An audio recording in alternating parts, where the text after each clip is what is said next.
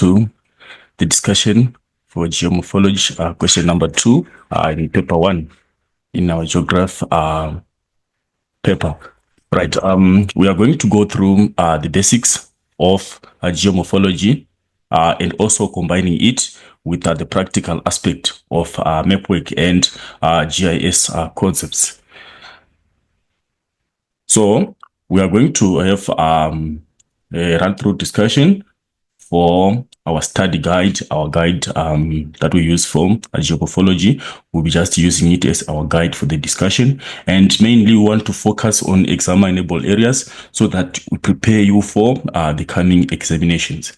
So this presentation is going to be equally beneficial for you as you prepare for the examinations. So what you're going to do here, I'm going to go through the basics of geomorphology, and we might not need to spend much time on the concepts there. What I would want to do is to use an illustration so that it becomes clear on you to understand some of the basic concepts in geomorphology, because they are also equally important. We get questions where you're supposed to define those basic concepts. Right, so to start with, we have aspects like drainage basin, aspects like the catchment area, river system.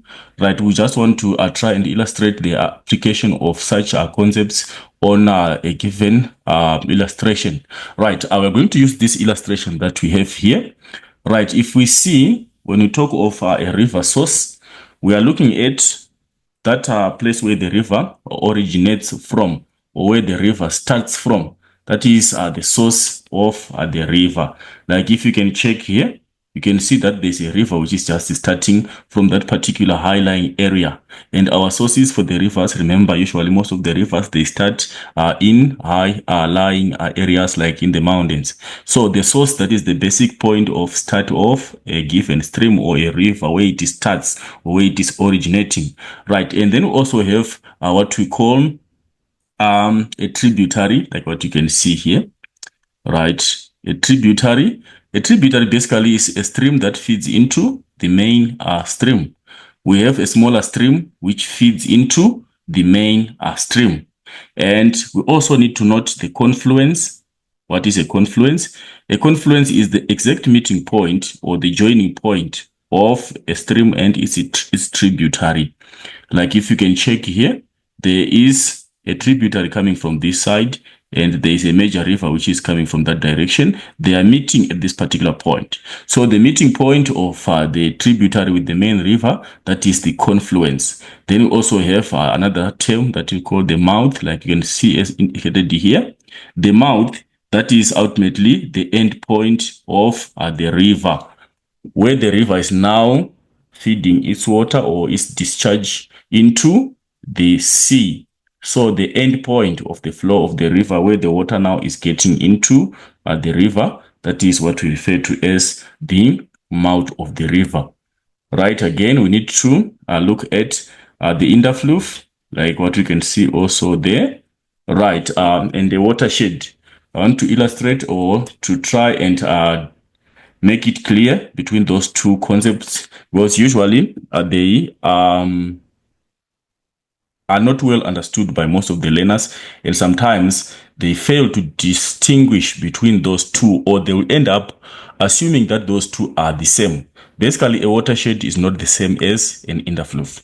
The difference here, what I'm going to illustrate, the watershed, we are saying, is a high-lying area which splits or which separates two different river systems. Let's assume we have a particular river here and its tributaries. This is river, maybe river A, and there's a high-lying area here, and again on this side we have another river with its own tributaries, which will imply that this is a drainage basin on its own, and also this is a different drainage basin. This is a particular river system of river A, and we have a particular river system of river B. These two river systems are split by this high-lying area. This is what we call the watershed. So the watershed splits two distinct drainage basins or two distinct river systems. They are split by a high-lying area, which is the watershed, or in some other texts, you tend to find that they use the geographical term, the divide. It's basically the same thing. If you find a textbook which is talking of the divide, or a textbook which is talking of the watershed, it's basically one and the same thing. That is with the watershed. Then we also need to take note of the interfluve. Now, what we call an interfluve, let's use stream B here as an illustration. You are seeing that there is one tributary here, and there's another tributary here. These tributaries are of the same river system. They are within the same drainage basin.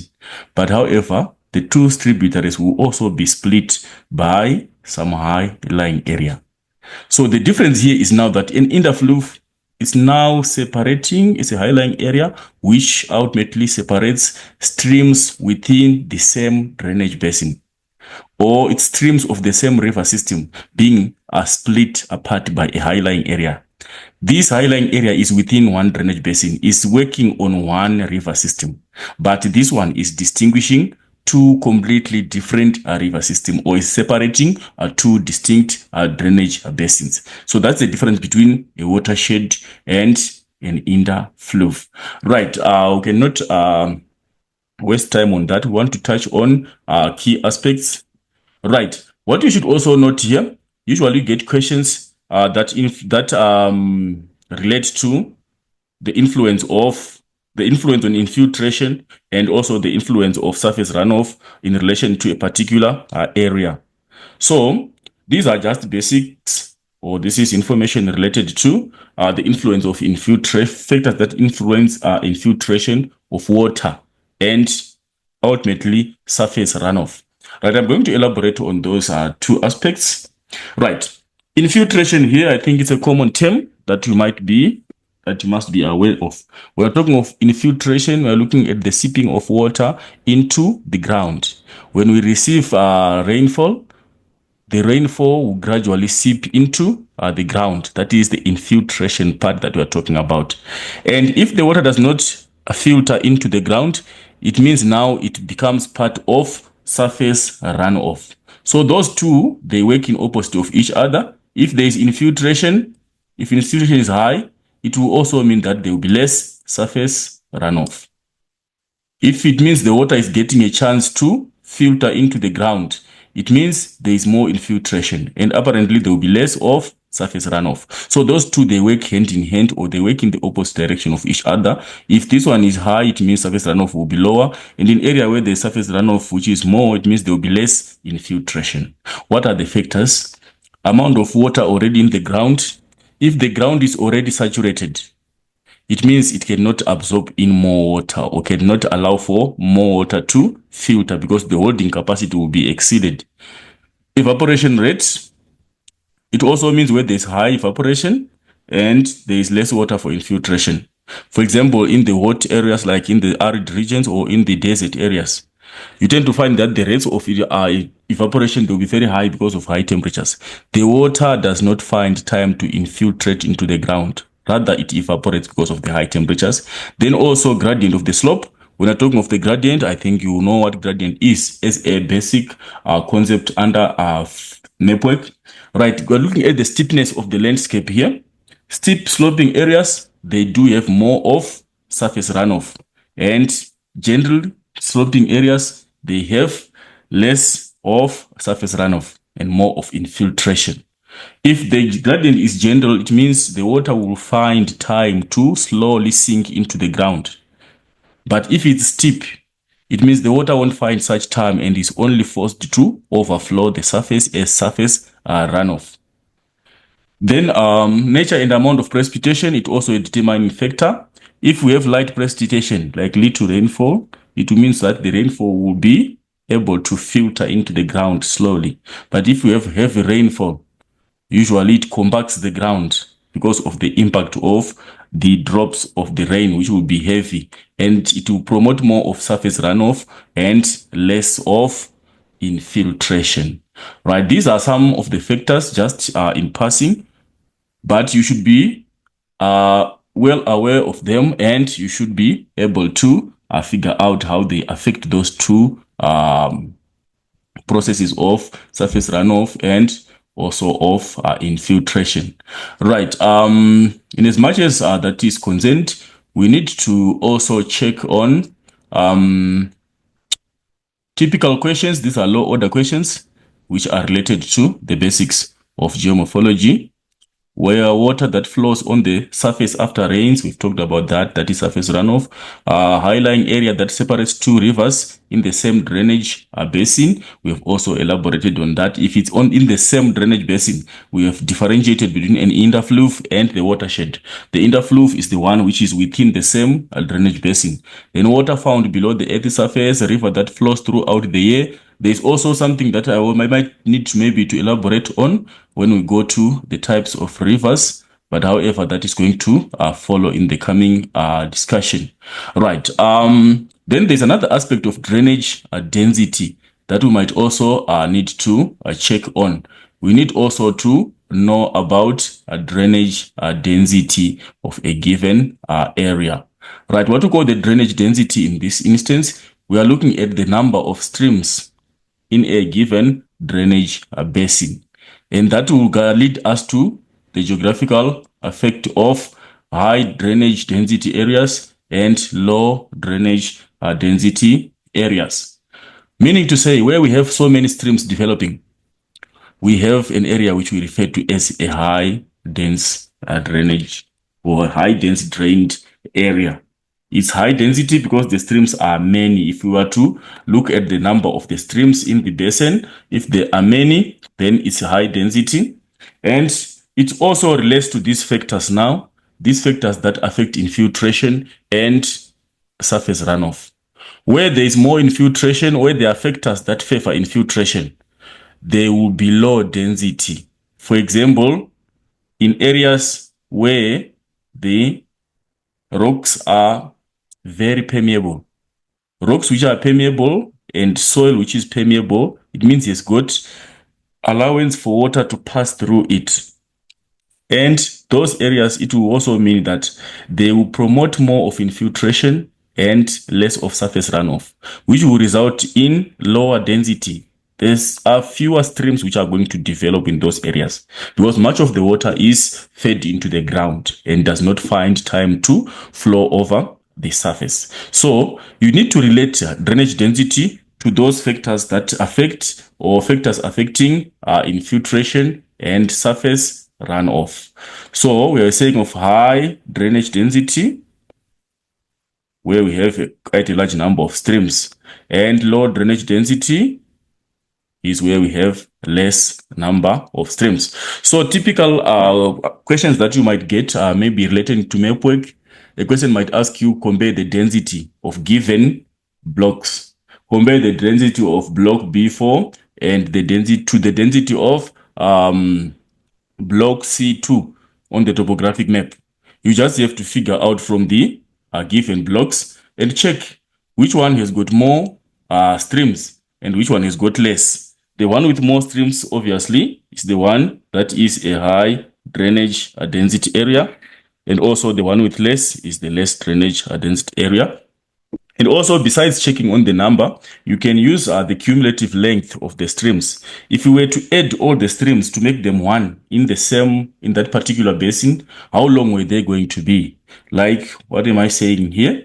We're saying that you find that there are streams in a given, maybe it's a question relating to a given block.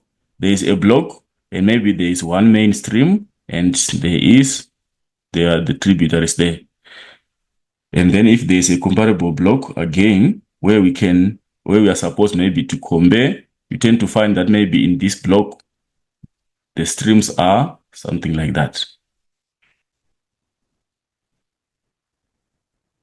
If you are to compare the density, you can compare the density by looking at the number of streams. This is a low density area, and this is a highly drained area. If you are to use the number of streams, we are saying there's a stream there 1, there's a stream there 2, 3, 4, maybe in the main stream. Then that is the maximum number of streams that we can have there. Then if you check here, we have 1, 2, 3, 4, 5, 6. There are so many. So which means using the argument of number of streams, the one with more streams, with high number of streams, is the one which is high density. Or if you are used to use a cumulative the length of the rivers. If we were to add them, to make them one, you tend to find that if we add streams here, they are going to give us a long stream, or a long stream at the end.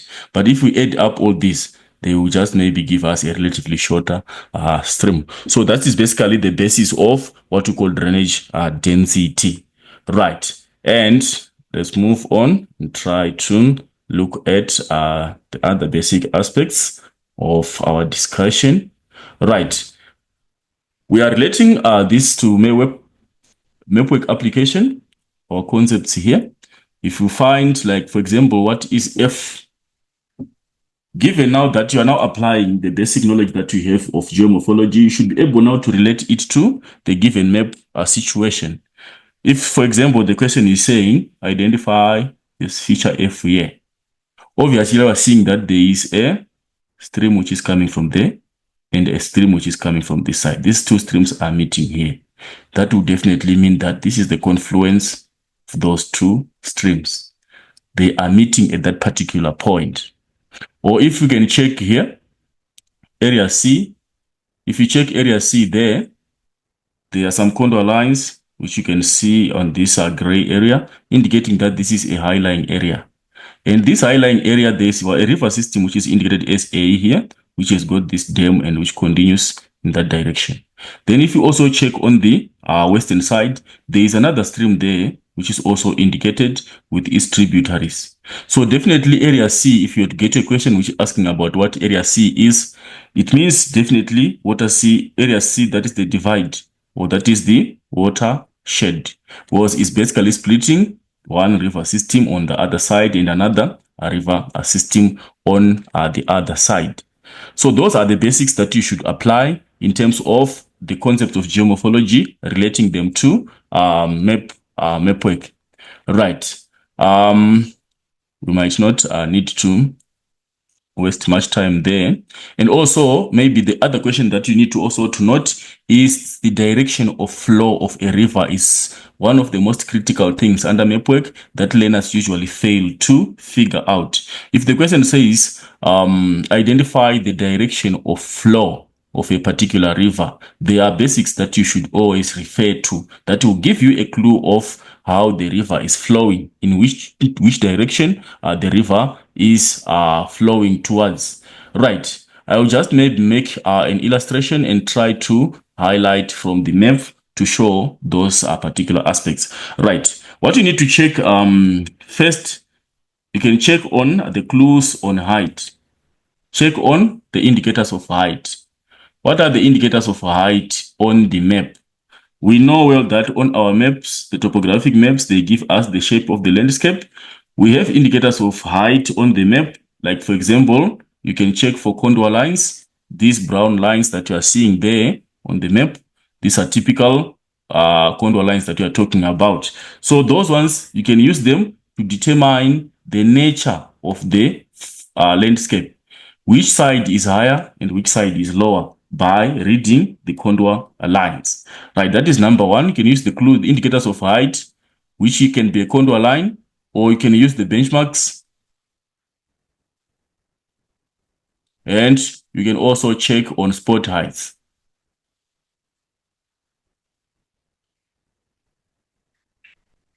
The geographical sense is rivers will start from high-lying area going towards low-lying areas. So where you see indicators of height, which are showing that the height is much more higher than the other side, definitely the rivers will be coming from that particular high-lying area, flowing towards the low-lying area. That is what you check for using the clues of height. Then you can also use the indicators here. Let's now relate maybe the indicators of height to show maybe where this river is flowing towards.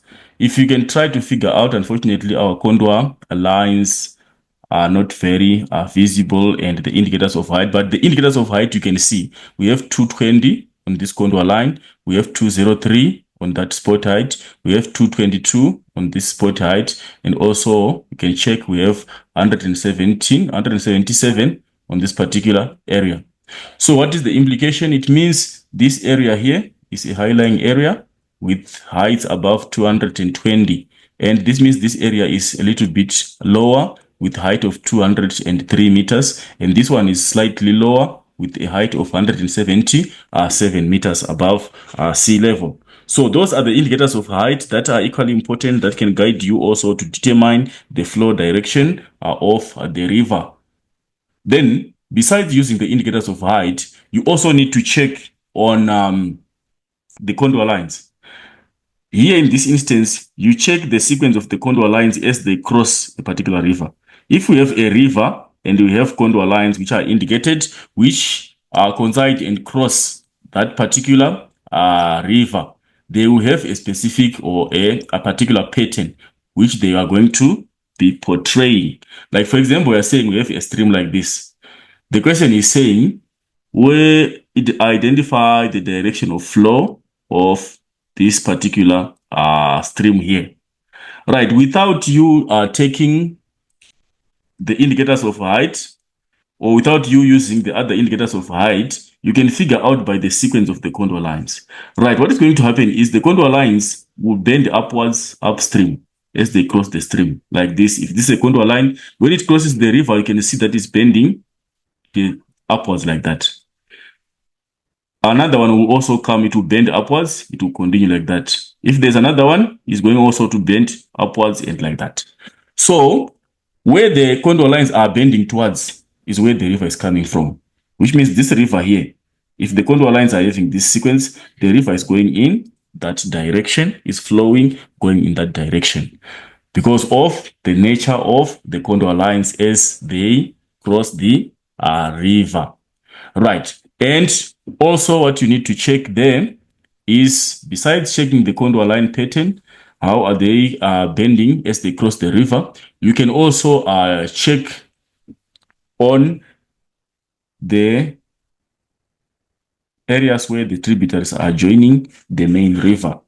Right. Usually when we have a dendritic drainage pattern, we tend to find that the tributaries, they will join the main river at acute angles, which will imply that if the acute angle is facing this direction, the river is going that particular direction.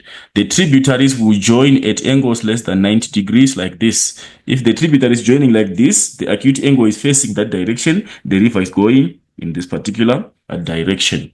So basically, those are the indicators that you can use if you get a question which is asking you about the direction of flow of a river. And usually you have to give motivation. You have to support your answer. The first part is for you identifying or determining the direction of flow, and then you give supporting geographical evidence from the map. So those are the pieces of evidence that you can use to ultimately support or motivate your response. Right. We move on to the next aspect. We are now looking at the types of rivers. Right. We're not going to waste much time on the types of rivers, though it's equally important for you to understand them. Right. The first type of a river that we have is a permanent river. When something is permanent, it means it's there to stay. Something that happens throughout. So we have rivers that flow throughout the year. Those are typical of permanent rivers. You can give typical examples of South African rivers, like you talk of the Vaal, you can talk of Orange River, you can talk of Tugela. Those rivers, they flow throughout. They do not have a time when they dry up. They will be having water throughout. What feeds water into them and what makes them flow throughout the year is the water table. What we call the water table, we are referring to the upper limit of the zone of saturation. Here, if you check, this level is indicating that below this level, there is permanent saturation, which is during the rain season. Because of feeding in of more moisture due to high precipitation levels in summer, the level of zone of saturation will be elevated. It will be slightly higher. It gets higher because there's more water being fed into the groundwater storage. So it also tends to have high levels of that particular water table. And then in the dry season, the water table drops because now there's less moisture being fed into groundwater storage. Our water table for the dry season, you can see it's indicated by the dotted line. So if a river is coinciding with both the dry season water table and the rainy season water table, it means that river won't run out of water, because even if it's dry season, the river is still managing to intercept the water table of the dry season. Like what you are seeing here, the river is ultimately going below the level of the dry season water table. So this river will flow throughout the year. It will decline because of the decline in the water table during the dry season, but it does not dry. And however, when it's rainy season, it has got very high discharge. Right, we go to the periodic. Right, something that is periodic, we are saying is for a particular period. It's not throughout. Permanent was throughout, or perennial, running throughout the year. Periodic, we are now looking at seasons. A river which flows in a particular season is periodic. A season is a period of time. It's not the whole year. And it's non-perennial, meaning to say it does not run throughout the year. This water table, this river here, its relationship with the water table is that the dry season water table is way lower than its riverbed here. The riverbed, you can see, is elevated. The dry season water table is somewhere there, which means when it's dry, the zone of saturation is only starting from this level going downwards. This river will not be having an effective supply of water into its river channel, and will ultimately dry out in the dry season. It can only flow when it's intercepting the rainy season water table here. So it's periodic, or it's seasonal, non-perennial. Then we move on to episodic. Right, an episode basically it's a short period of time. So it's not a season, it's just a very short period of time. We have rivers that flow after every rainfall. For example, rivers in the arid areas or in the desert areas, we have incidents of what we call the flash floods, where we can experience maybe very high amounts of rainfall in the dry area. Those rivers, they tend to flow when the heavy rainfall has just been received. But soon after a very short space of time, those rivers will apparently get to dry up, which means those rivers, they do not even have any intersection with the water table, like what you are seeing here. The river channel is up here. The rainy season water table is there, and the dry season is even lower, which will mean these rivers can only get to have water after heavy rainfall. And when the water seeps into the ground, it now goes to the rainy season water table, which is even lower than the bed of the river, and the river does not have water flowing in it. Then we have exotic rivers. All right, the term exotic here, it means the river is not conforming to the climatic conditions of the area through which it is flowing. For example, we can talk of major rivers as exotic in other areas. For example, the Nile. Where the Nile River originates, it goes through quite a number of countries. If a particular river is going through maybe a dry area, it's a river originating from a high rainfall area, maybe it's starting from the equatorial region, then it flows through a desert. It will not dry because it's going through a dry area. It will continue to flow because it's getting its supply of water from a humid region. So when we're in a desert, all the rivers which are starting from the very same area will be dry because the water table will be very low. But that particular river will be flowing, which now resembles that there is no conformance between the nature of the river and the climatic conditions over which the river is flowing into. It's a desert area. We expect the rivers to be dry, but there is a river which is fully flowing. That river is an exotic. It is permanent there, but however, it's exotic in the sense that it's not conforming to the climatic conditions of the climatic features of the area in which it is flowing through. That is typical of an exotic river. So usually get questions which require you to maybe explain those rivers in relation to the water table and be able to figure out how those rivers differ in terms of their discharge because of the position of the water table. So basically, when we are checking on those ones, refer or relate to the level of the water table, whether it's the dry season water table or the wet season water table, you check and relate them to their intersection with the level of the water table in a particular season. That is going to guide you for you to be able to determine if a river is permanent or it's seasonal or it's episodic or it's an exotic river.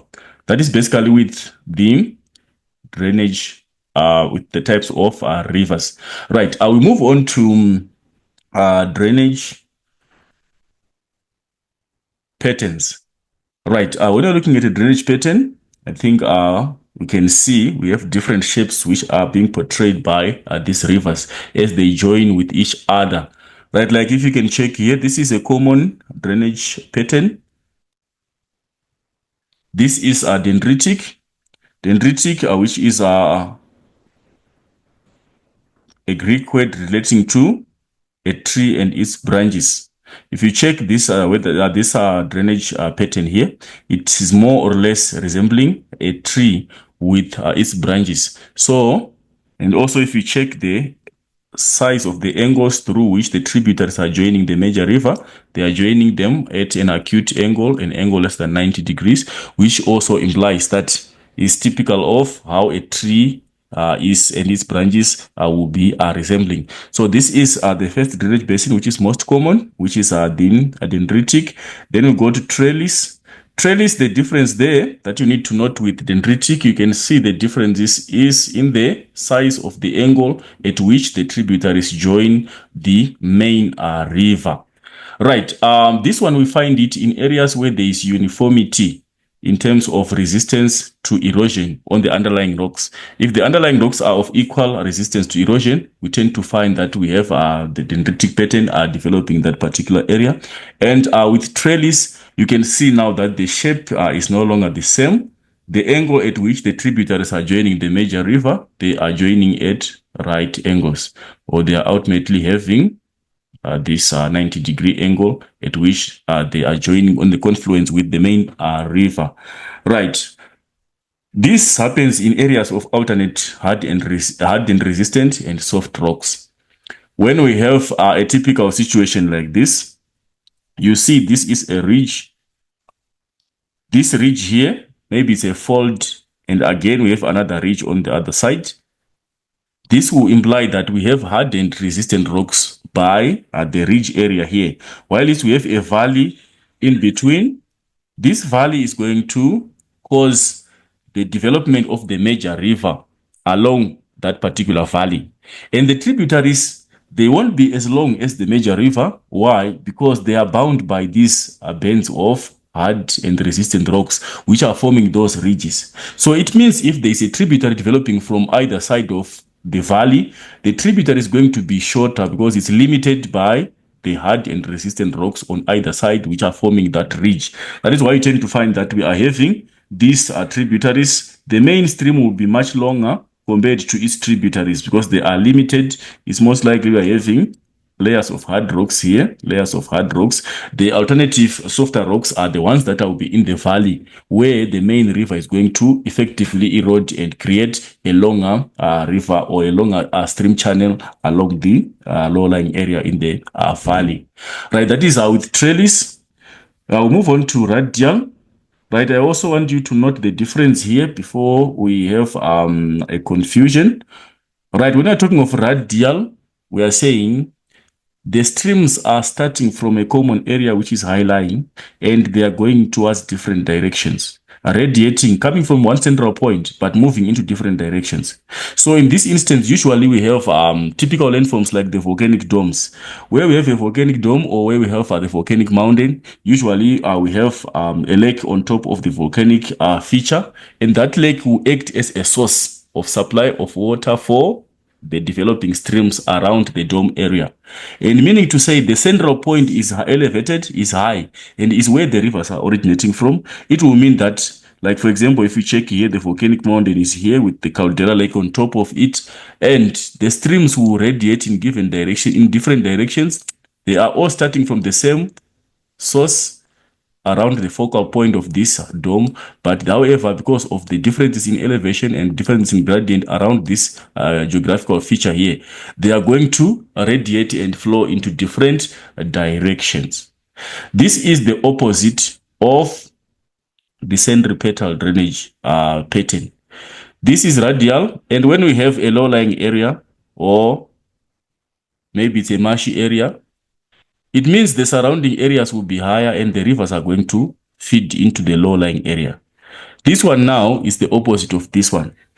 Radial, they were starting from a high-lying area, radiating into different directions. But for this one that we are having here, for the centripetal pattern, this one is touch on it, we are seeing that this one now is a low-lying area.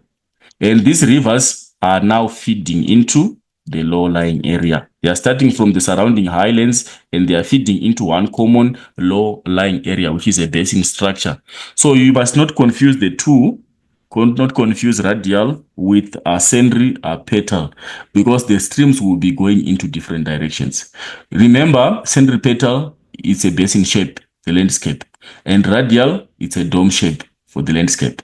Whenever we have a dome shape, streams will radiate from the focal point, which is elevated. When we have a basin shape, or the streams are going now to start from the high-lying area and feeding water into the marshy area, which will be central, or which will be the focal point of that particular landscape.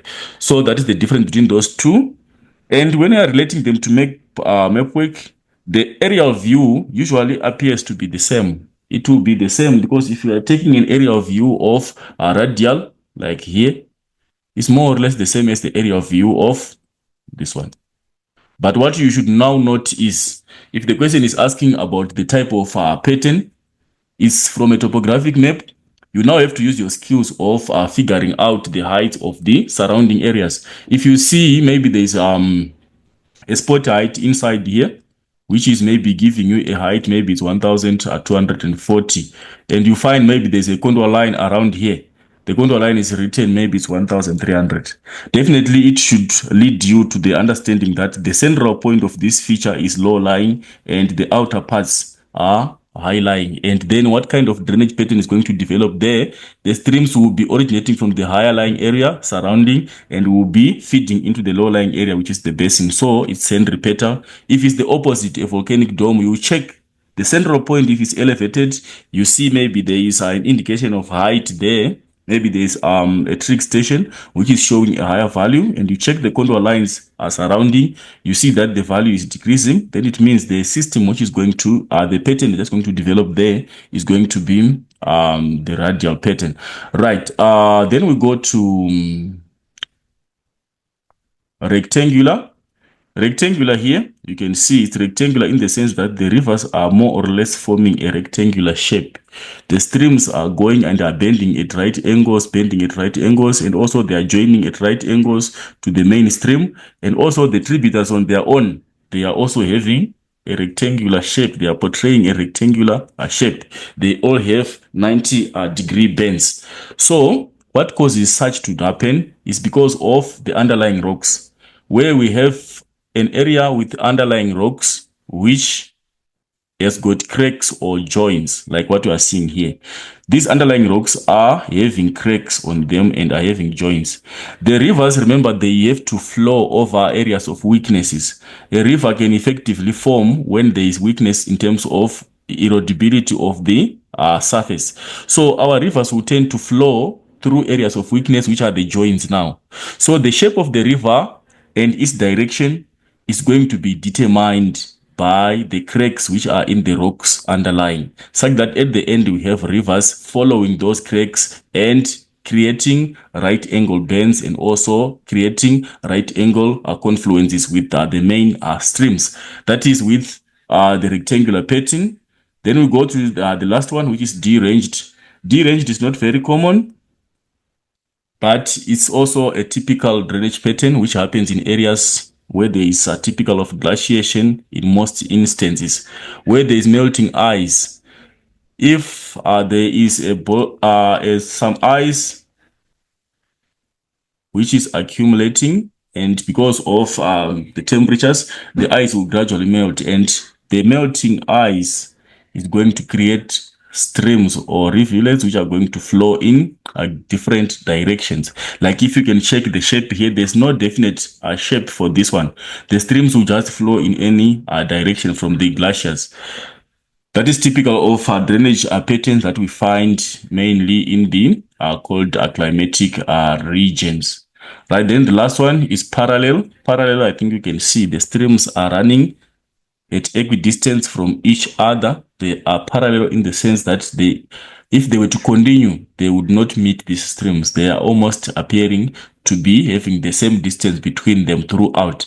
So this one here is a drainage pattern that forms in areas where we have parallel and elongated landforms. Like if you can see here, we have some form of some ridges here, and these ridges are parallel, which will also imply that if there is a river developing in a valley between these two ridges, that river is going to run at equidistance from the river in the next valley, and is going to portray the streams as are parallel to each other because they are bound by those physical features which are splitting them, and they will tend to have a flow which is parallel from each other as they are being bound by the existing geographical landscape.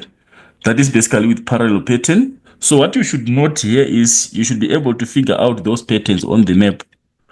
You are usually asked on figuring out the type of drainage pattern in a given area or the dominant. The other confusion that might come there is if the question says the dominant drainage pattern, not the whole block, and see which one is more common. Because in some other blocks, you might be having two patterns in the same block, but one maybe is evident on just a particular smaller place in that block. It means that you have to check and find the one which is more prominent and the one which is having more evidence in that particular block. That will be the dominant drainage pattern in that particular block. Those are the typical questions relating stream patterns or the river patterns to map scales. Right. These are typical questions relating to the drainage pattern. The moment you understand how the drainage pattern is like and you understand the nature of the underlying rock that causes such a drainage pattern, then apparently you are now able to answer these particular questions because the description is either based on the underlying rocks of that particular area or is describing the nature at which the tributaries are joining the main river, or the description is describing the nature again of whether the landscape is a dome-shaped landscape or is a basin-shaped landscape. Then you should now be able to relate those descriptions to the given type of drainage pattern, given that you understand the underlying basis of the development of such patterns. Right. For example, if you can figure out here, it says it occurs in areas of folded sedimentary. You know now that the geology of the area is folded. What kind of pattern is going to develop when we have folds? Or a pattern found on a basin-like structure. Given that now you know what a basin is, it will also make it easier for you to figure out the nature of the pattern that is going to develop. Or if we check a question like tributaries join the main stream at acute angles, you know what an acute angle is and which pattern has got tributaries joining the main river at angles less than 90 degrees. You now apply because you'll be having the basis and now we'll just be figuring out the described pattern from the given description. Right. We move on to the next part.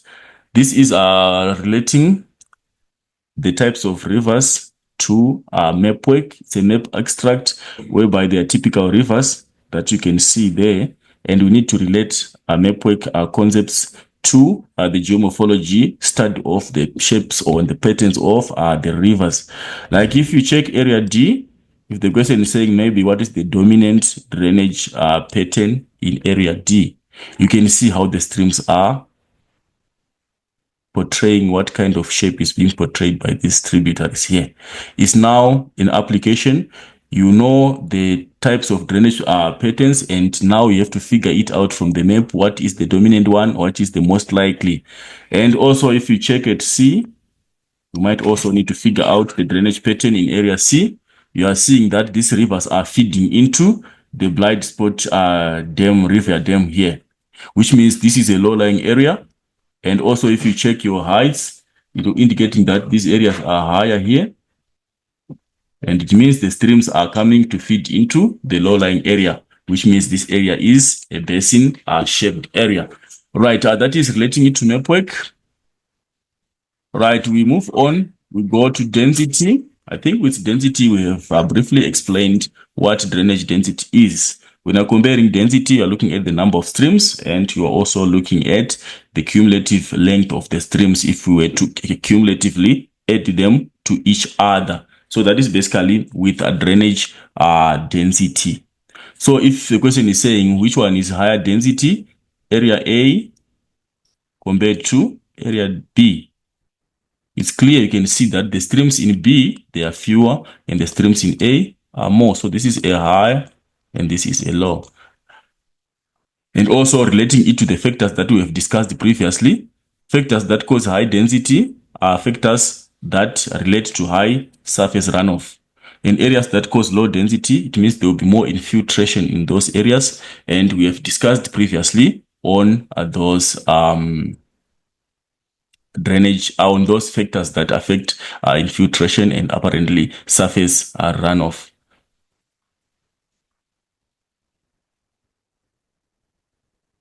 Right. Diagram below represents drainage densities. That is with density. It's a simple question. When you get such a question, always remember the number of streams in the drainage basin. Then you will figure out how to answer the question. Right. Let's go to stream ordering. I'll quickly do the ordering so that maybe you can understand it. Right, what we call stream ordering, we are saying streams are ranked in the drainage basin. We rank them according to their orders. So we have what we call the first order, we have the second order, we have third order, going like that. The higher the drainage density, the higher the order of the streams in the drainage basin. But if it's low density, we will also have low order of the streams. Right, so the ordering that we use the sequence of 1 plus 1. The first order stream is a stream that does not have tributaries. It's an independent stream. A stream which is not fed into by any other stream. It's just itself. That is order number 1. So if stream number 1 joins another stream number 1, they are going to give us the second order stream.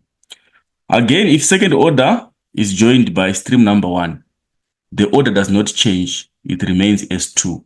If we are adding a higher order to a lower order, the result is the higher order in the addition.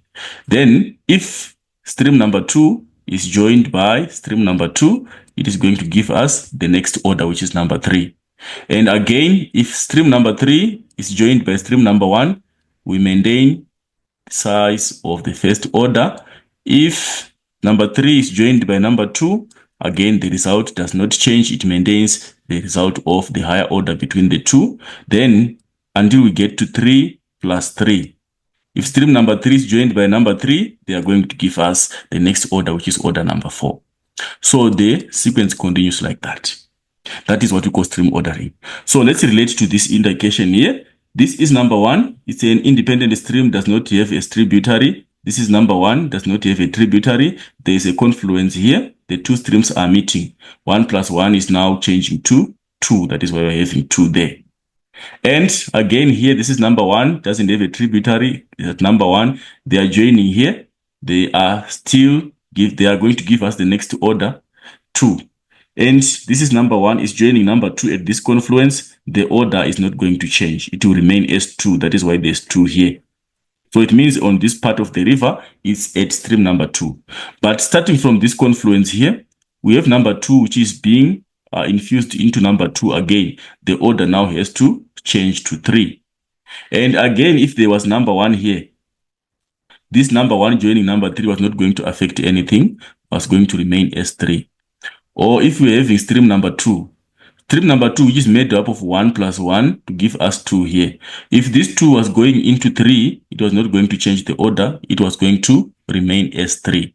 And for this order number 3 to change into 4, it needs to be joined by another stream of the same order, which is third order. So it means for us to have third order is made when we have 2 second order streams. So what are we saying? For us to have number 3, we must be having number 2 joining with number 2, which means starting from here, it's now number 3. And for us to get number 2 comes from number 1 plus number 1. And also for this to be number 2, it must be made up of number 1 and number 1. So number 1 plus 1 gives us 2, 1 plus 1 gives us 2, 2 plus 2 gives us 3. Then 3 plus 3, after this, it was going to develop into the fourth order stream. So you see, for us to attain order number 4, we will be having a high density. The streams will be many. So which means in high drainage density areas, there will be higher order streams because the order will be attained by the joining of smaller streams until they give us a higher order. That is stream ordering. Right.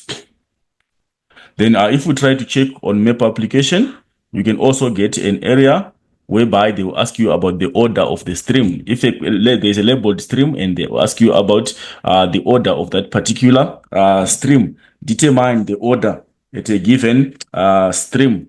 Like for example, let's check on A, the order of A. Right, our A is there. If we want to figure out the order of A, it means A is made up of number 1. This stream is number 1, and also this stream is number 1. When they are joining, they are giving us number 2. And also this is number 1, and this is number 1. They don't have tributaries, these ones. 1 plus 1, it means the here is 2. And 2 plus 1 here does not change the order, it maintains 2. But after here, we are seeing that there's 2 here and there's 2 here. It's this confluence, it means the order is now getting to 3. So you should be able to do those to determine the order of a given stream, given that you now have the technique and you now know how to do the ordering. Right. Then let's go to river discharge. When we're talking of the river discharge, we're looking at the water that is flowing within the river channel. Right. The flow can be smooth or can be rough. Right. This, you can see the water is not flowing smoothly in the river here because the river bed will be uneven. It is having an uneven surface. It will also mean that the water will also flow unevenly because of the surface. This is what we call turbulent flow.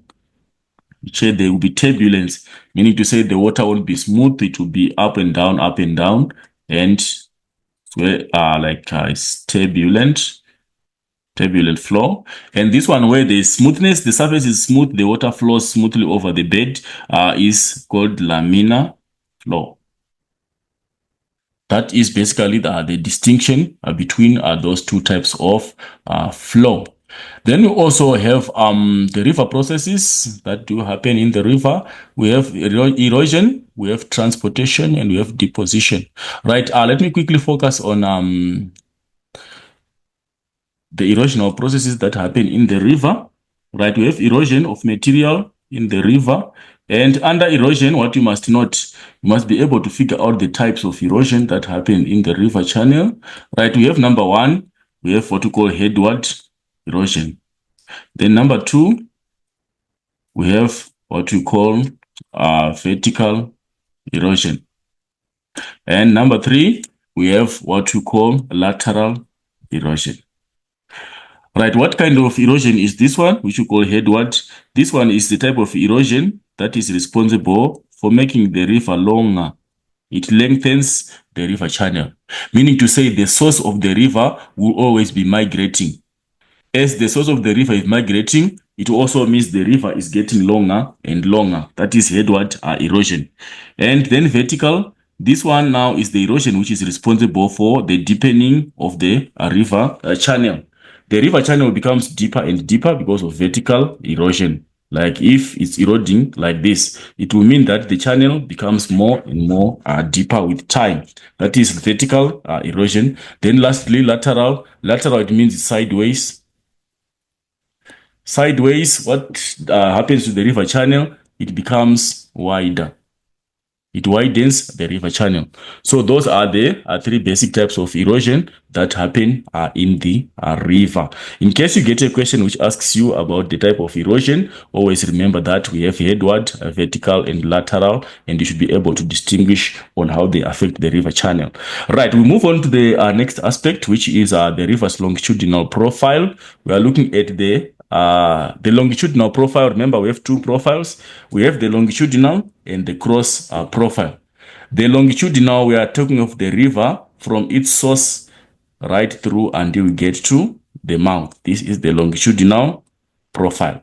And it's basically divided into three. We have the uppermost part, which we call the upper course of the river, and we have the middle course of the river, and we have the lower course of the river. That is basically the longitudinal profile. We're looking at the side view of the river from where it starts until where it finishes as it discharges into the sea. Then the cross profile, we're looking at the shape of the river from one bank to the other. Like if you check here, we have a more or less of a V-shaped river channel. From this side of the river to the across to the other side is giving us an almost V shape. This is the upper course of the river. Why does it have a V shape? The major type of erosion which happens there is also vertical, which is responsible for deepening the river channel, creating that V shape. Then we have the middle course. You can see on the middle course, it's slightly U-shaped. So its V is getting U to U here. The river starts to meander. You can see the river channel is bending. Here, the river channel will be almost straight. But here, because of the nature of the gradient, it's very steep in the upper course. But now the gradient is reducing. The river will start to wind. And is now a little bit wider. It's now having a U shape.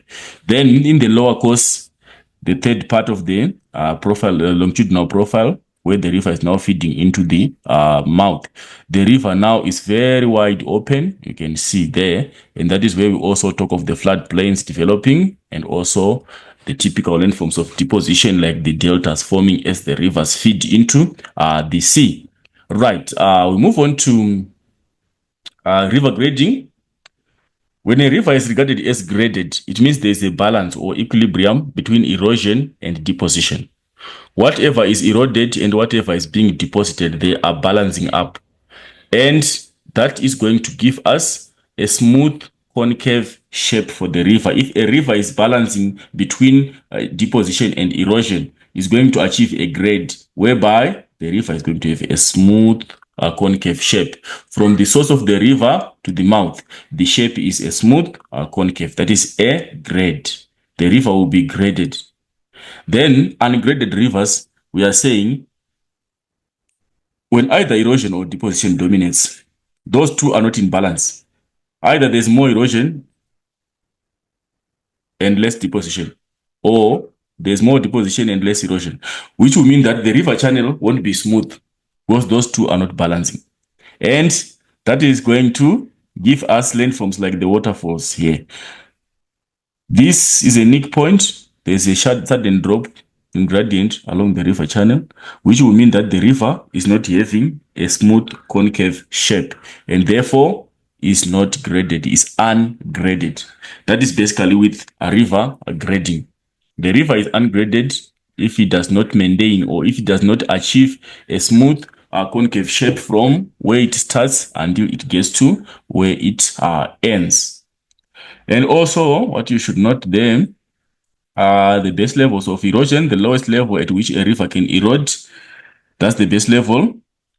And then the permanent base level, we're looking at that particular point where the river is now feeding into its permanent supply, or where it supplies its water into, like the sea level, that becomes the permanent base level. Then the local base levels, those ones, they can be removed as the river erodes headwardly. Like if there's a waterfall, we have a local base level. That base level is not permanent. It can be affected by erosional process as the waterfall migrates upstream. Right. Then the activities on river grading. Then an extract of map work. You can also get questions on map work, on stream ordering. You can be able to figure out which landform is that particular one. Or I can ask you about the stage of development of the river on a particular section, whether the river is in the upper course or in the middle course or in the lower course. You can figure it by what you see on the map. If the river is still small, maybe it's just starting, it automatically means that the river is in the upper course in its youthful stage. And also if you check maybe the landform is still steep sloping, the valley, the river valley shows that it still is very narrow.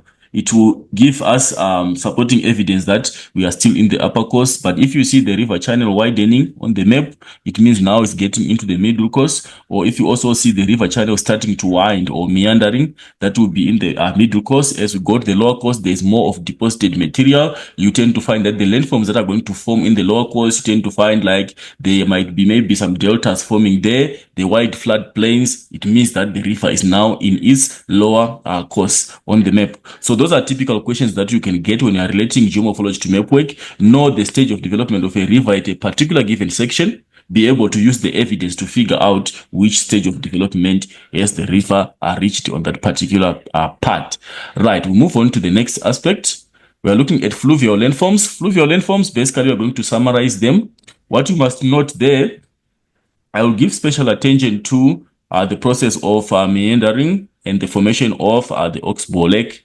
Then we also give emphasis to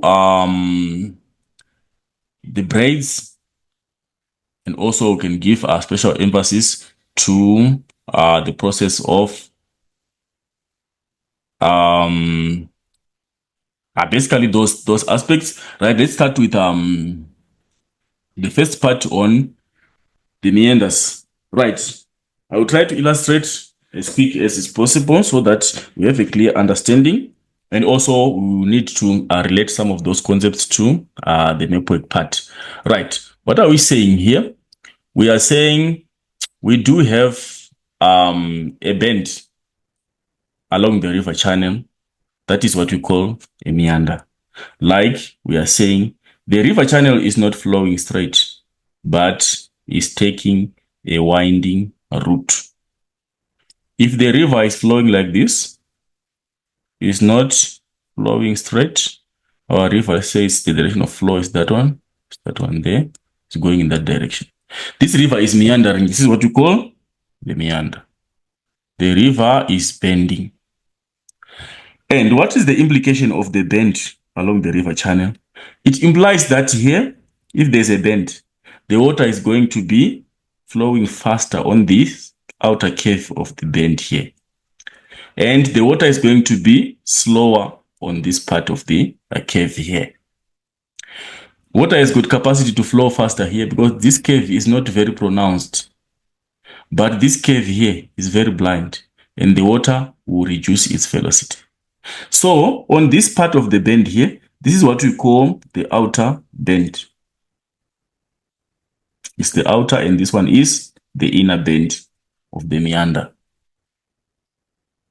On the inner bend, because of less velocity of the water, we have deposition happening here. Meaning to say, there will be material that will accumulate here because of deposition. And here, because the water is much faster, we tend to have erosion happening on that side. And as such, that is going to give us the shape of the river channel being different from this side to this side. If you are to draw a cross section along this line from A to B, how is it going to look like? Because we are saying there's erosion taking place at A and there's deposition taking place at B. This is going to give us this shape of a landform which will develop. Starting from A, if you are to draw a cross section, A is there and B is here. We are saying at A there is erosion. So it means the river channel is going to be steep like that because it's being eroded. But as we come out of the channel going towards B, we say there's deposition. It means it's going to have a general gradient going towards B. There is deposited material here, closer to B, and there is erosion happening here. This is if you get a question which asks you to draw a cross-section through a meander, always remember that the shape of the river channel will be steeper on the side where we have the outer bend, and where we have the inner bend, the river channel is going to have a general gradient because of deposition. This is what we call the undercut slope. It's called the undercut slope, and this one is called the slip-off slope of the meander. So those are the basics that you have that you need to know, because they are basically asked in the examinations. You should be able to figure out such a drawing of the cross-section, taking it from the meander, and be knowing how the activities differ there. The river processes of erosion and deposition, they differ on either side of the bend, and that will lead us to the development of the oxbow legs. The oxbow legs, because of continued movement, if the bends are adjacent to each other, it means on the end side of the outer bend is going to keep on eroding until it fuses to another bend and creating a straighter channel that is going to create the oxbow legs and ultimately the meander scars. Right, we move on to the next aspect. Right, we have braided streams. You can see here, when we have a braided stream, we are saying we have multiple streams which are interconnected within the same channel. Like if you can see here, this is an island within the same river channel, but if you check, the river channel is this wide from there getting to there. But within the river channel, we are having these sandbars, or having these islands which have developed within the river channel. And as a result, the water is now going to develop into splitting streams. The streams are going to split because of the deposited material. Or these are what we call the braids. They are basically formed because of a deposition within the river channel. Because material is being deposited there, and the river will now, like, it's blocking its own path and is forcing to split into streams which are multiple but within the same river channel. And also these sandbanks, or those sediment material, they are also unstable because it's material just being deposited there within the river channel. There was a question in the Gauteng prelim, question paper 1 on geomorphology, which was asking about the safety of the tourists. The question was asking about why tourists must not set camp on those islands. And the proper response, those islands are within the same channel. Within the channel, they are prone to flooding. They are not safe because if there's a flood, they can get carried away by the flood water. Or the material is also not stable. It's just sand material which can be deposited, which is just being deposited there, which means we cannot ensure safety because of the nature of the material, which is unstable. So basically, you need to relate. And also the other thing, I think there was a question which was requiring you to draw a cross section. Drawing a cross section through a braided stream, you should not, if you are drawing a freehand cross section across a braided area, take note of the braids and take note of the depth of the river channel. It will mean that if the river channel is like this and they ask you to draw maybe a cross section, a freehand cross section along that line from A to B, it will mean that your cross section must encompass and must take provision of the development of these sandbars within the river channel. And it will mean that as you draw, where there is water, it means we are in the channel, it's deeper. And as you go towards the braid, or the braid as in the sandbar, you have to elevate your drawing, meaning to say you are going over a higher lying area. This will be your island. And then if there again, there's water, like we are going via this line, there's water again, it means you're going down again into the channel. It goes up on the other braid, then we'll go back to the channel and you get to where the river is ending. So it will mean that maybe if you're drawing from A to B, you'll be having a shape something like this. And these are your islands. So it's typical practical drawing by just noting the nature of the braid and relating the height of the features to the given space and being able to draw a free-hand cross-section along a given line. Then we have the floodplains. The floodplains are simple. Floodplain is basically the area on the sides of the river where material gets deposited when we have a flood. So in that area is very significant for agriculture because it provides fertile soil for agriculture. And also it's a flatland which is easy to even use machinery for agricultural purposes, and also can be used for tourist attraction. That is basically the floodplain. We're looking at the flatland which is adjacent to the river and is predominantly in the lower course where there's more deposition happening. The floodplain will be very fertile and will be wide. Right, we go on to the natural levees. A levee is an embankment by the sides of the river. An embankment, we are saying there is material which is going to be deposited by the sides of the river here. So this is typical of material which was carried by the river and was splashed outside the river channel and accumulates, creating an embankment by the side of the rivers. And basically these landforms, they help in reducing the risk of flooding because they will be elevating the nature of the landscape by the side, meaning to say they will be helping in containing water within the river channel. So these are natural levees, those that occur naturally because of the deposited material. We do have artificial levees. I think if you have checked some rivers, there is the development of some embankments which are man-made along the river channel to reduce the risk of flooding. So these ones are natural. They occur naturally because of deposition. That is why we call them natural levees. Right, we move on to the next one is the delta. The delta, basically the river is now splitting into distributaries as it gets into the mouth. Like what we are seeing here. It's one river, but now as it feeds here into the sea, it's now splitting into different distributaries. That is basically a delta is a landform which forms in the lower course of the river because of deposition of material, and as the river feeds into the sea, it now develops some distributaries. Right. Then we have a waterfall. Waterfall basically is a landform which forms when there is a hard and resistant rock along the river channel, which will make the water to plunge vertically down and create at the bottom what we call the plunge pool. Like what you are seeing here, if you are having a resistant rock, this rock here is not easily eroded, but the underlying rocks are softer. It means the water now will start eroding the underlying rocks which are softer, and then because of the sharp gradient that is going to develop by the cap rock, it is going to force the water to plunge vertically down, going down the neck point, and it's going to create at the bottom what we call a plunge pool. There will be a pool that's going to develop at the bottom because of the plunging effect of the water. Is called the plunge pool. And then maybe what you also need to note is the aspects related to waterfalls, their significance in geography. Much of the waterfalls, they are tourist attraction centers, or they can be harnessed for hydroelectricity generation, or they can provide opportunities for leisure or for fishing. Those are typical aspects that you should just take note of. Then when we're talking of rapids, rapids are basically, to be specific, a rapid is basically is basically a smaller version of a waterfall.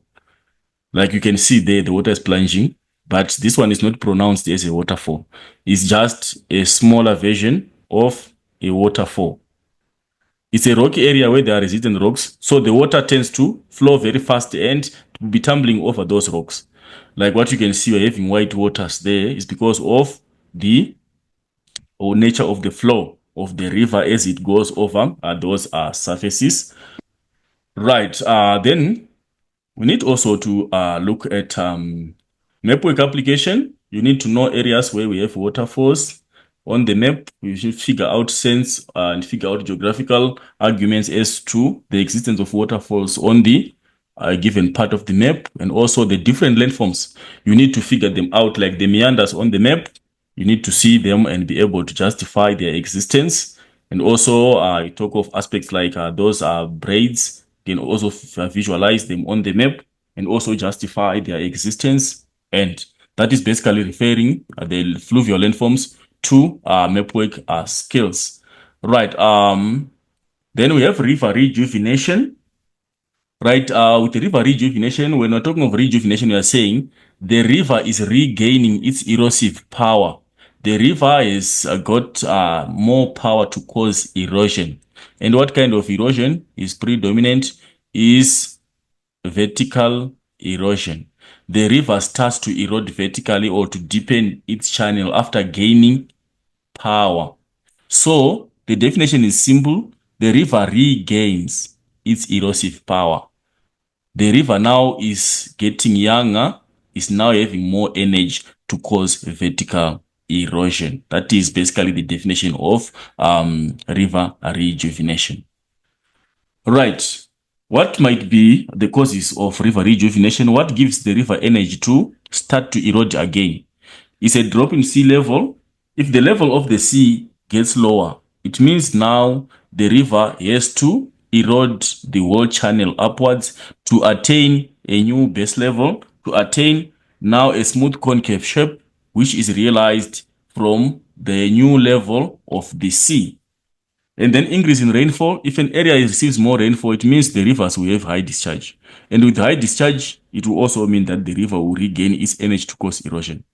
Or stream piracy or river capture. If a river intercepts headwaters of another river, it means it now has higher discharge and is now likely to cause more erosion along its course because of the additional water which has been intercepted from another river.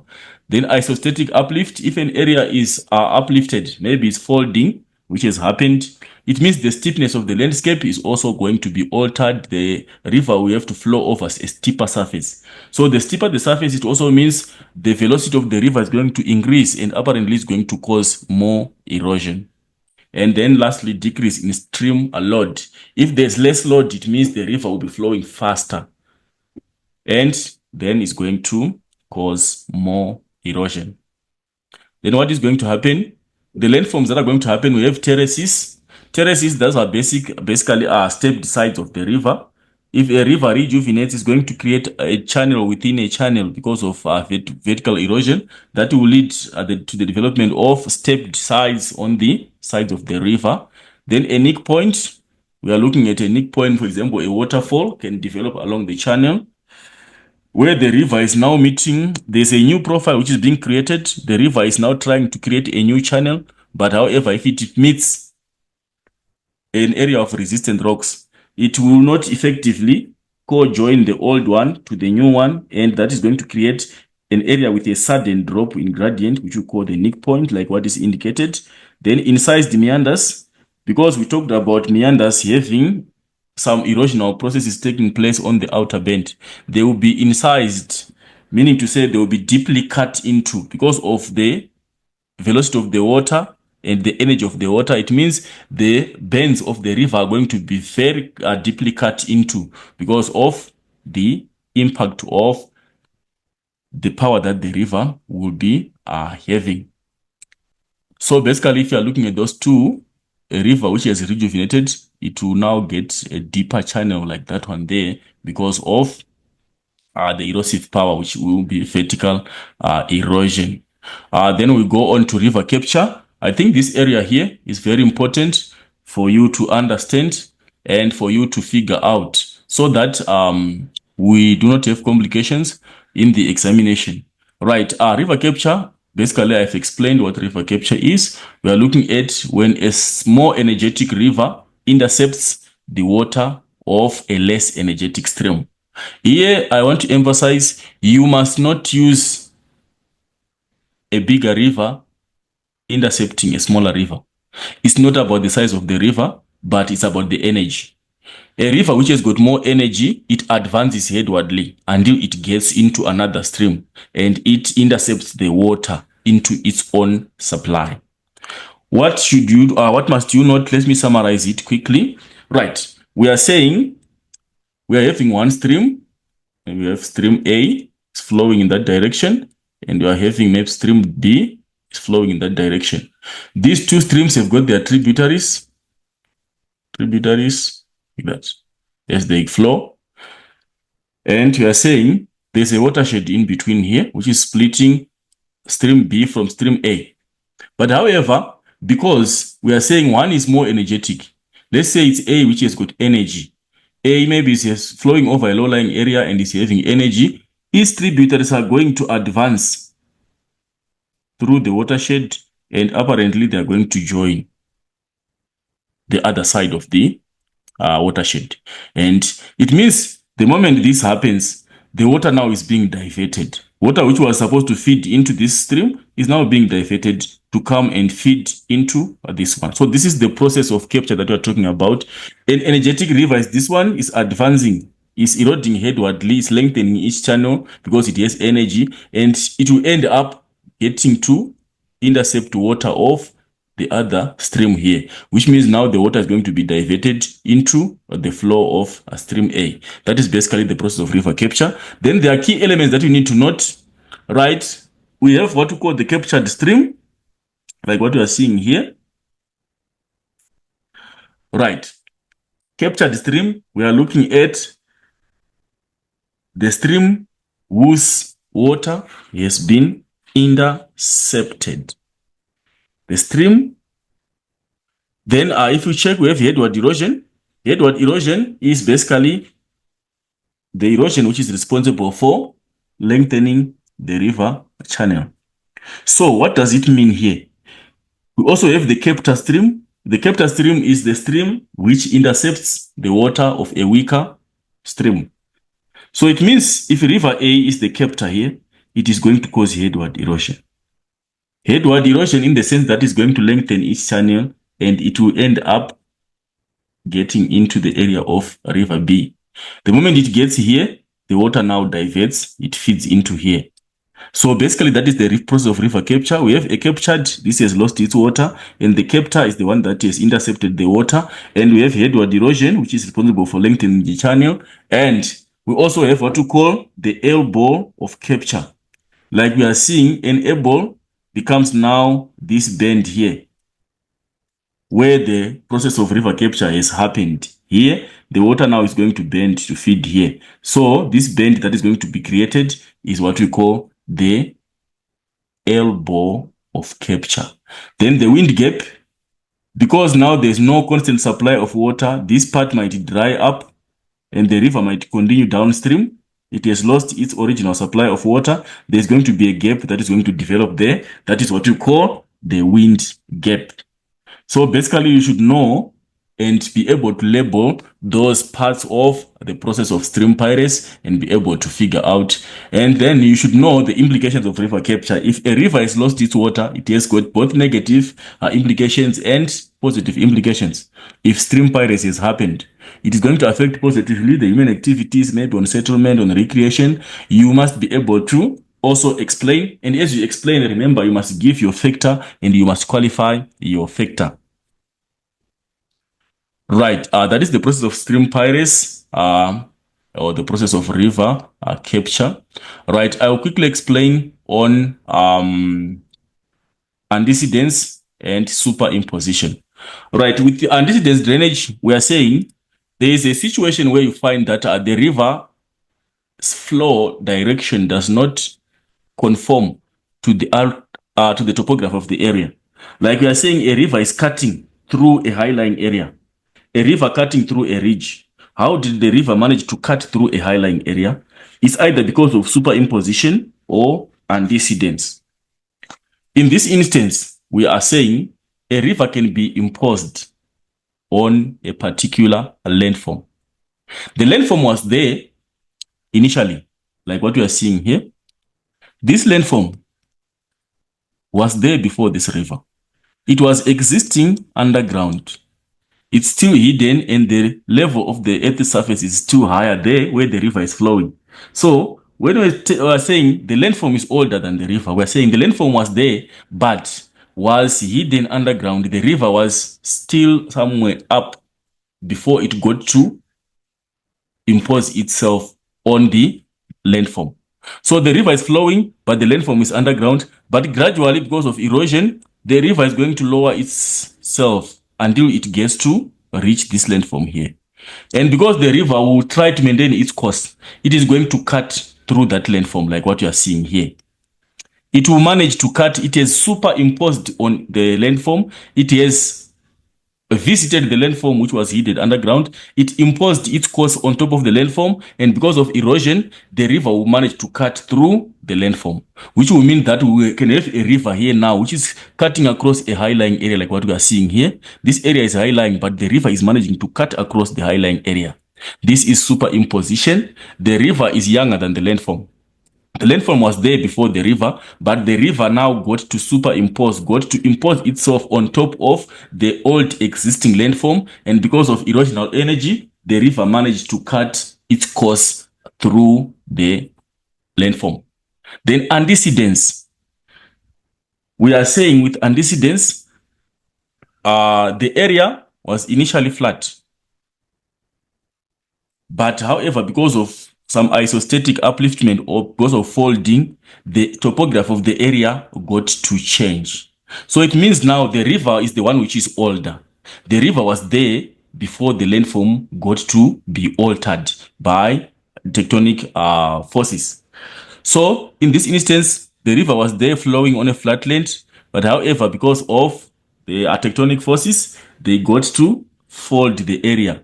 But as the folding is happening, the river will also slowly manage to maintain its course by cutting through the area which is being uplifted, such that at the end, despite this whole area being uplifted, the river has created a gorge across the high-lying area. It has managed to cut across, because as the landform was being uplifted gradually, the river was maintaining its course, cutting through the area which is being uplifted. That is antecedents. So the difference there is superimposition. The landform is older than the river. It is the river that got to superimpose itself on top of the old existing landform and managed to cut across it. With antecedents, the river is older than the landform. Initially, the river was there over a flatland, but however, because of tectonic forces, the area got to fold and got to uplift. But as it was uplifting, the river managed to maintain its course across the higher lying area which was developing and maintain its course to cut across it. That is with superimposition and antecedents. Right. Then now we move on to the last part of geomorphology. And this is the most easy part of geomorphology, where we talk of river management. River management, we are just looking at ways of management of water resources and our basins and our catchment areas, so that we are guaranteed of the supply of clean and safe water. So there are different ways that should need to be put in place for us to attain river and catchment management. We have poor river management. We are saying we are failing to manage effectively our water resources or our wetlands. That is poor river management. And what causes such is indicated, for example, inadequate sewage collection, or cutting down trees, or agriculture, which causes pollution because of fertilizers. That is poor river management. If we cause those activities, we are poorly managing our rivers. And why is it important that we manage the rivers? Remember, our water comes from the water sources. We need to be guaranteed of the supply of water which is safe for use. So we must manage the water sources to get adequate supply of safer water for usage, either in the at a domestic level or at industrial level. Then also the water sources, we use them productively in agriculture, or we also need the water for industrial purposes. And also we need also the water for domestic purposes or for sports, for generating electricity, hydropower. So which means it's equally important for us to be able to now implement measures to manage our drainage basins, so that we are guaranteed of those provisions from our drainage basins and our catchment areas. Right. Then what the impact of people? How do people impact? They cause river pollution. Pollution from agriculture, pollution from the household refuse, pollution from fossil fuels. They all get into the rivers and pollute the rivers. Then untreated sewage. We have instances of leakages of sewage pipes, and such sewage is going to end up into water resources. That is going to cause a negative implication on the water resources. And other activities like deforestation, overgrazing, and settlements, for example, mainly the informal settlements. Some of them are not are developed in areas which are very close to the rivers, and at the end, human activities will interfere with the flow of the river and ultimately affect the water resources. Then we also have industrial waste. I think it's typical.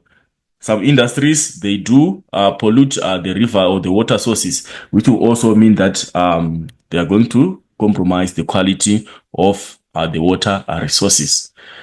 Then what should be done to make sure that our drainage basins are safe? We must maintain vegetation.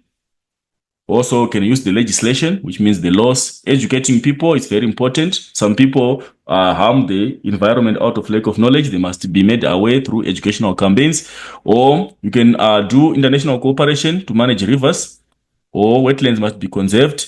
Avoid construction and settlements on the floodplains. Very clear. If we settle on the floodplains, we're going to affect the catchment areas. So basically the questions that you might get on that part, they will be asking on the strategies that can be put in place. Ensure that you come out with sustainable solutions or meaningful solutions that are going to solve such problems. And also they must be within the reach. Maybe the question is relating to maybe a certain municipality. Usually you get a case study, and that case study will be having some other extraction questions.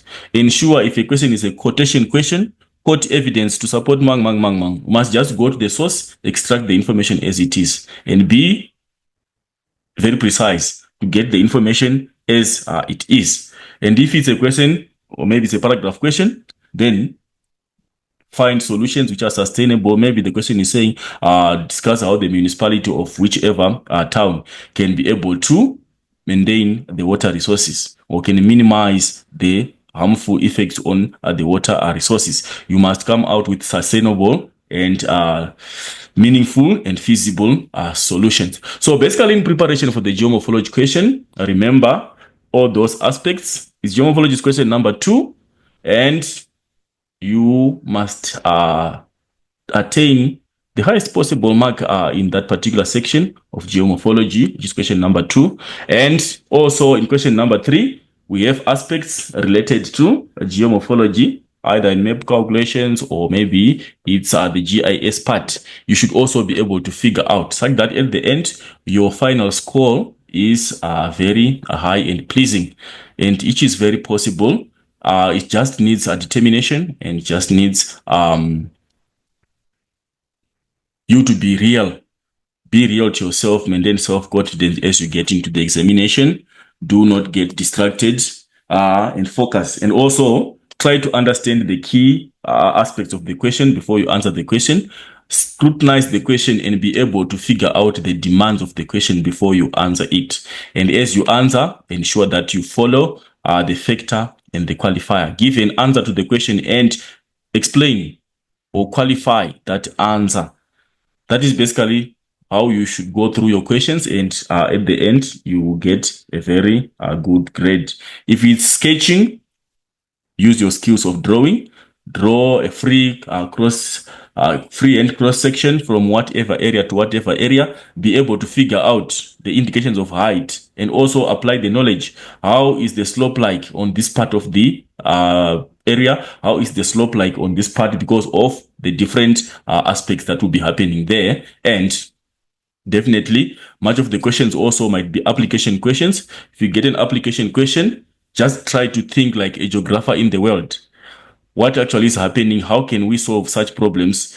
Do not limit yourself to the book. In as much as we are not saying the book does not help you in the examination, it helps you, but in some other instance, you need to be real. You need to be a real geographer in the world.